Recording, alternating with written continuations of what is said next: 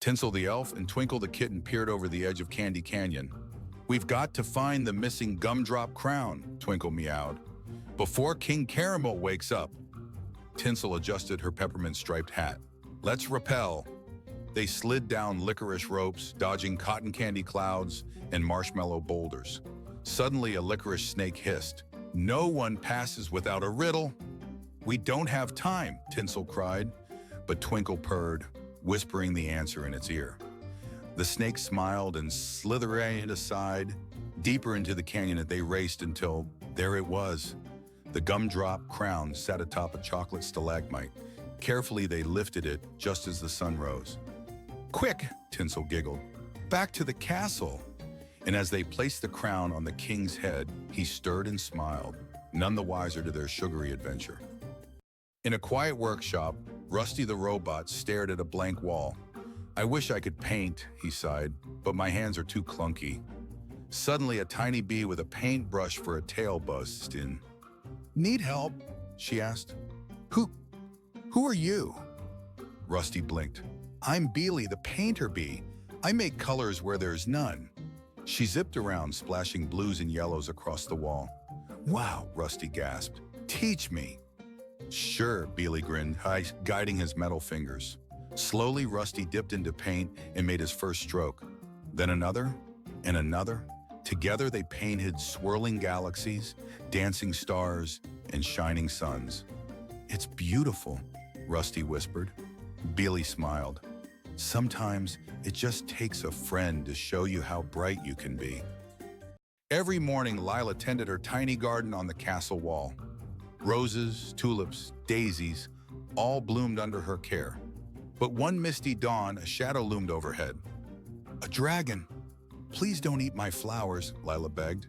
But the dragon sighed. "I don't want flowers. I need help." He opened a claw, revealing a wilted golden seed. "I've tried planting it everywhere, but it won't grow."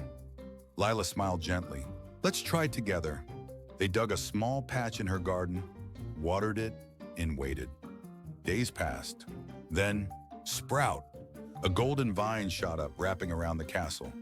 "It needed kindness," Lila said softly. The dragon beamed. "And now I'll guard your garden always." From then on, the dragon's wings shaded the flowers, and every visitor left with a golden bloom. Far beyond the hills stood the spiral tower, twisting high into the clouds. No one dared climb it, except Starzl. "Inside is a wish," she whispered, clutching her lantern. As she stepped inside, the staircase shimmered and shifted under her feet. "Choose wisely," a voice echoed. Every turn brought a door, one to treasure, one to adventure, one to answers. Starzl hesitated, then followed the faint sound of music. Up and up she climbed until she reached a tiny window at the very top. There she found herself playing a song on a golden flute. "The wish was always inside you," the voice smiled. Starzl laughed, feeling light as air. As she played, the tower's walls unfolded into bridges of light, leading to dreams she never dared imagine. High above the mountains lived a shy cloud named Puff. He watched big... "I could never do that," he sighed. One day the sun said, "Puff, the garden below needs rain. Can you help?" "Me, I'm too small," Puff said nervously. "Please," the sun smiled. Puff floated down, took a deep breath, and let out a soft drizzle. Flowers perked up, trees smiled. "More, Puff," said the sun. He rained just enough to refresh the garden. Back home, the big clouds cheered. "Look who made rain today." And Puff felt big for the very first time. Mira was bored. "No one ever texts me first," she sighed, scrolling her phone. Suddenly, a new message blinked in. "Hello, human, this is Dragon." Mira laughed. Very funny. But the next message read, "I need your help." Curious, she replied, "Help with what?" A map appeared on her screen, leading to the old quarry. That's weird, Mira thought, but she grabbed her bike and rode off. At the quarry's center stood a dragon, scales shimmering like phone screens. "You really came," he smiled. "I've been trapped in this Wi-Fi signal for years." Mira held up her phone. "You're inside my phone?" Not for long, he winked. With a flash, he soared into the sky, leaving behind a tiny glowing icon. Dragon Contacts 1. Mira grinned. Best text ever. Zeke never liked his backyard. It's boring, he sighed. But one morning he spotted a strange vine curling up the fence. It shimmered like soap bubbles. Weird. He poked it, and pop! A giant bubble grew from the vine and swallowed him whole. Whoa! Zeke floated up, the bubble carrying him over rooftops. Okay, this is not boring anymore, he laughed. Higher and higher they rose until a forest of bubbles appeared in the clouds, each filled with tiny creatures waving from him. Welcome, Zeke, a voice boomed. The bubble vine chose you to save us. Save you? Zeke blinked. But before he could ask more, the bubble began to wobble. Hold on, the voice cried. The bubble storm is coming. And with a pop, Zeke's adventure was just beginning. Glimmerlocks wasn't like other unicorns. Her mane sparkled with tiny stars. One day I'll fly to space, she dreamed. And one night as she gazed at the moon, a spaceship crash-landed in the meadow. Out tumbled 3 fluffy pandas in silver suits. We're lost, the biggest panda sniffled. Can you help us get home? Glimmerlock stamped her hooves. Hop on.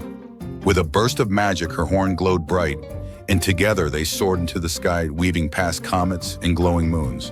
But then, a shadow loomed. A space dragon, gasped a panda. Glimmerlocks narrowed her eyes. Hold tight. With a swish of her shining tail, she left a glitter trail so dazzling the dragon blinked in awe, giving them just enough time to zip away. Thanks, Glimmerlocks, the pandas cheered as their home planet twinkled ahead. In a dusty thrift shop, Milo found a strange blue coat hanging in the corner. Try it on, the shopkeeper winked. As soon as Milo slipped it over his shoulders, the coat purred and lifted him an inch off the ground. Whoa, it hovers, Milo grinned. Where would you like to go? The coat whispered. Milo thought hard. Somewhere no one's been before. With a flutter, the coat soared out the door, over streets, past clouds, higher and higher. They zipped through rainbow storms and cotton candy skies until they reached a floating island with doors hanging in midair. Choose a door, the coat said softly. Milo reached for a shimmering silver one, but suddenly all the doors began to glow. Each leads to a different adventure, the coat whispered. But you can only pick one tonight. Deep under Clover Hill, 3 bunnies, Nibbles, Thumper, and Tilly, peeked out of their burrow. It's gone, Tilly gasped. The moonstone, the glowing gem that lit their tunnels, had vanished. Without it, the warren would fall into darkness. We must find it, said Nibbles, stuffing carrots into a satchel.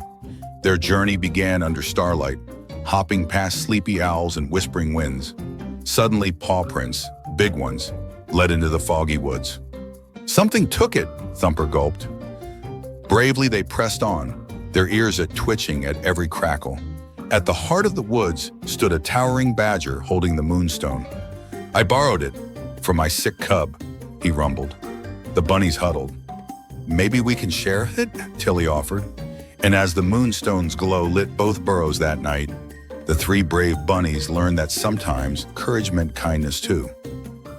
In a dusty attic, Dustella found a pair of old sneakers glowing faintly under moonlight. She slipped them on and they hummed. Suddenly, she floated an inch above the floor. Cool, she laughed, twirling. But then, the sneakers sprinted out the window. Hey, who's driving these?